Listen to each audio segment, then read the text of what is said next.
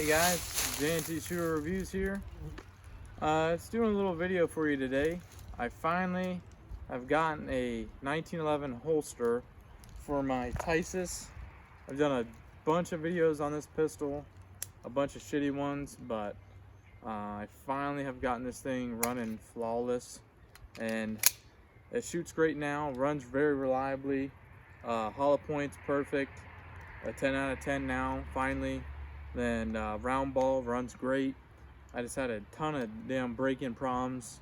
Check out those old videos. A lot of those videos got like 4,000 or 5,000 views.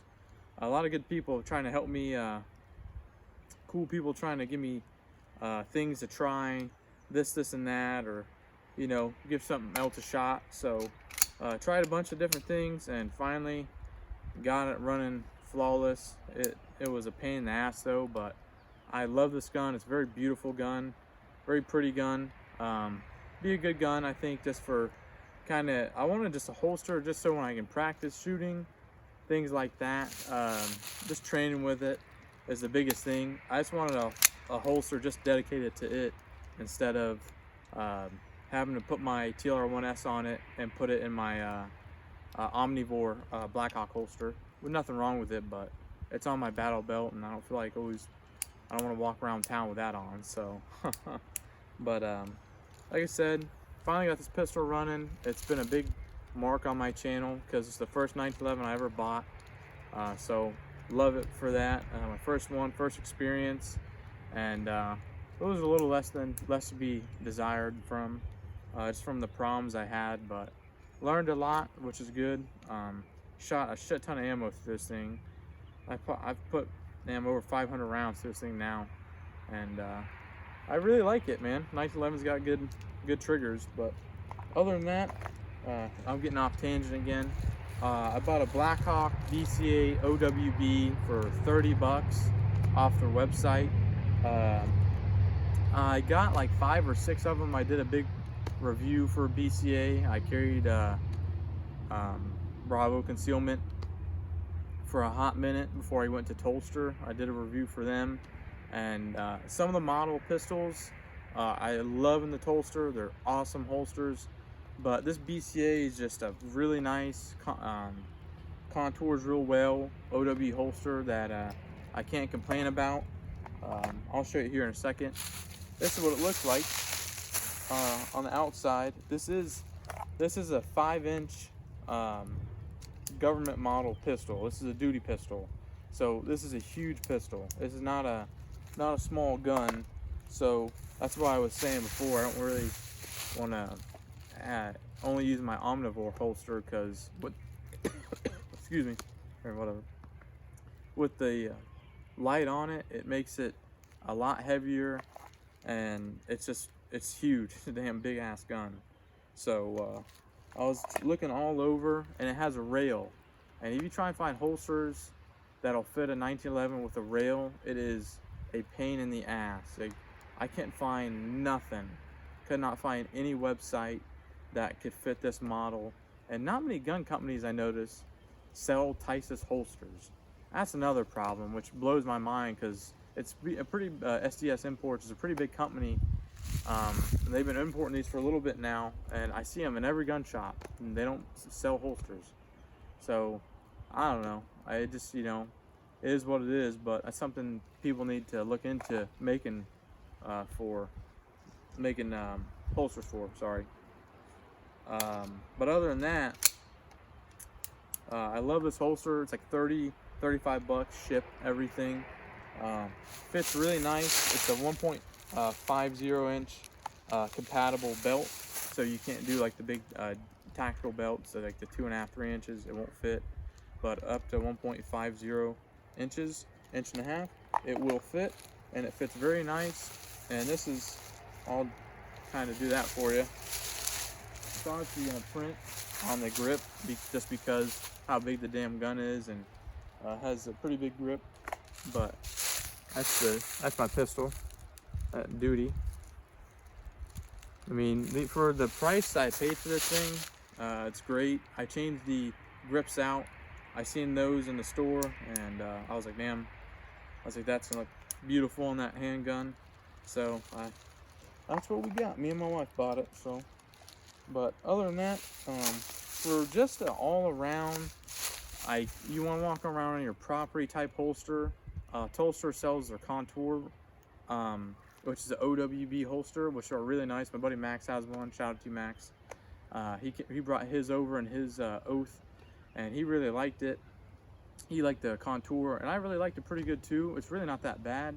It fits real nice, but they only have like select models, and like the Taurus GX4. There's Glock 19, Sig, a couple other ones like that, and I couldn't find any 1911 5-inch railed holsters for it. So I was like, of course. So I checked out BCA, and that was like the only real reliable company I've had experiences with. I know their work good.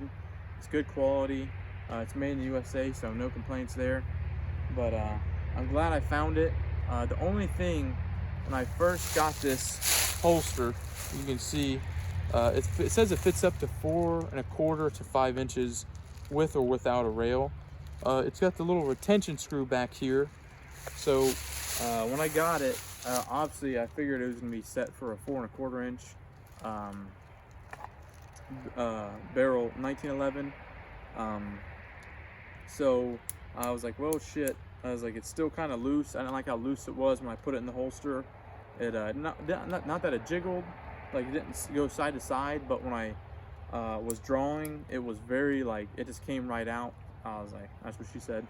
But so I was like, yeah, I gotta fix that. That's not gonna be cool.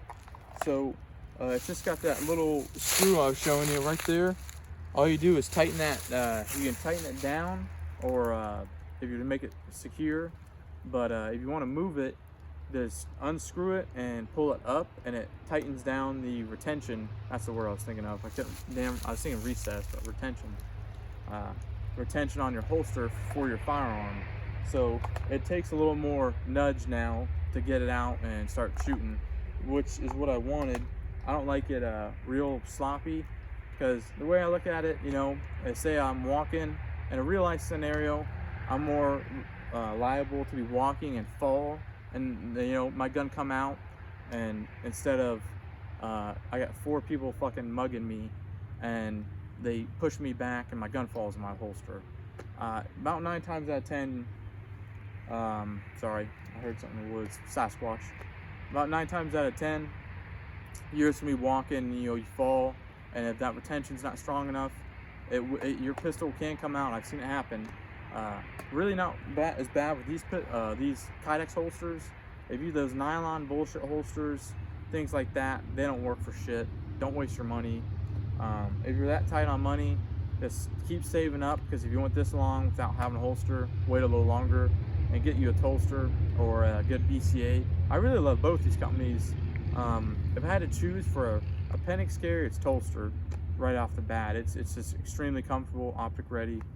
But something, like I was saying, you just walk around your property, you just need something to have for your pistol, and you know, it's a very reliable company. I'll say that much too. There's a lot out there, like a lot of third-party people that make holsters.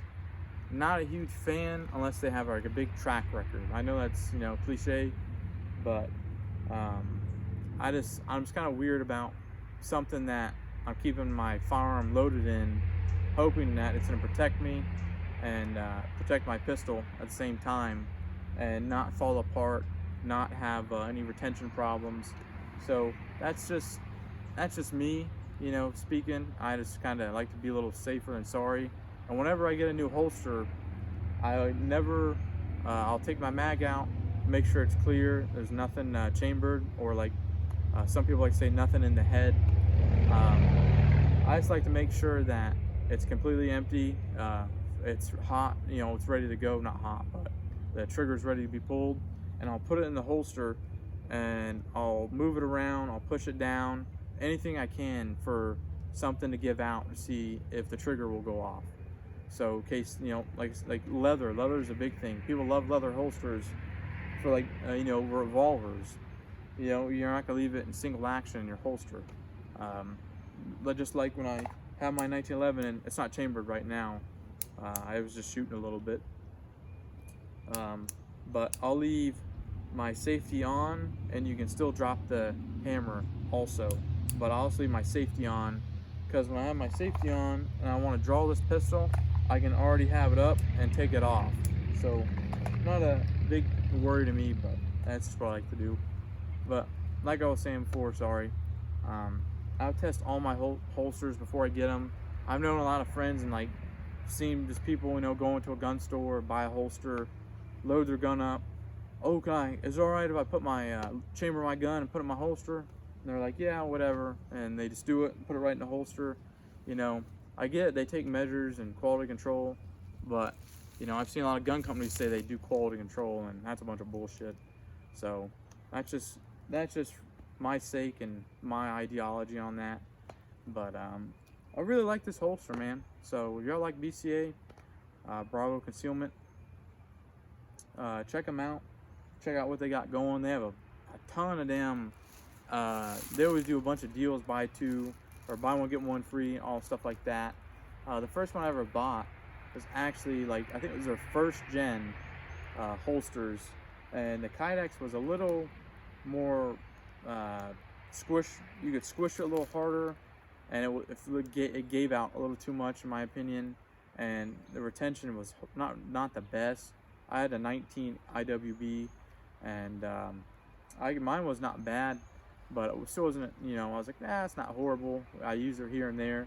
And I had an OWB for a light bearing holster, and that was really good, but same problem, just that it bends. It just bends too much for my liking. It didn't have enough that retention, but they're new. Like 2.0s are fucking awesome. They're the best. They're great holsters. They're the best.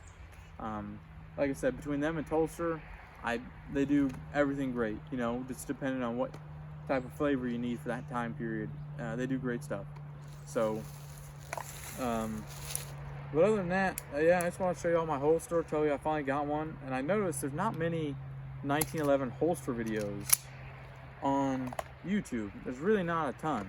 It's kind of surprising. There's older videos, but we all know how like YouTube likes to hide all the gun content, things like that. Unless you have a damn 3 million subscribers, even then they like to hide it. We're almost at 400 subscribers, so thank you guys for that. We're getting to that 1,000 mark. It's weird. Sometimes I feel like we're gonna hit 1,000, and this year I gained so many followers and subscribers. But other times my channel just dies, and it'll jump for a little bit, like a week. I'll get a couple 20, 30,000 views, then it just dies off for a few weeks to a month. I don't know, man. My content, I guess people just don't like it or whatever it is. I don't really give a fuck. It's my channel. I'm having fun doing all this shit. But yeah. But if you guys are new, please subscribe. Check out the channel. Check out all my other content. I do a bunch of fun shit. Probably gonna buy a bunch of tannerite soon and blow up a tree or something. Maybe a car. I want to buy an old used car and blow one up. See what we can do. But I'm gonna put my Cash App in the bio for you guys, in case you want to donate to the channel, help a brother out with this gun shit is really expensive. I've looked at Patreon, but I don't have enough subscribers. Even if every single person subscribed to me on Patreon to $5, it's just unfeasible for right now. I need a lot more subscribers. But I'll put my Cash App in, and you guys want to donate, like I said, to the channel, please do. It's all appreciated, and like I said, we'll do some fun stuff soon. So thanks, guys.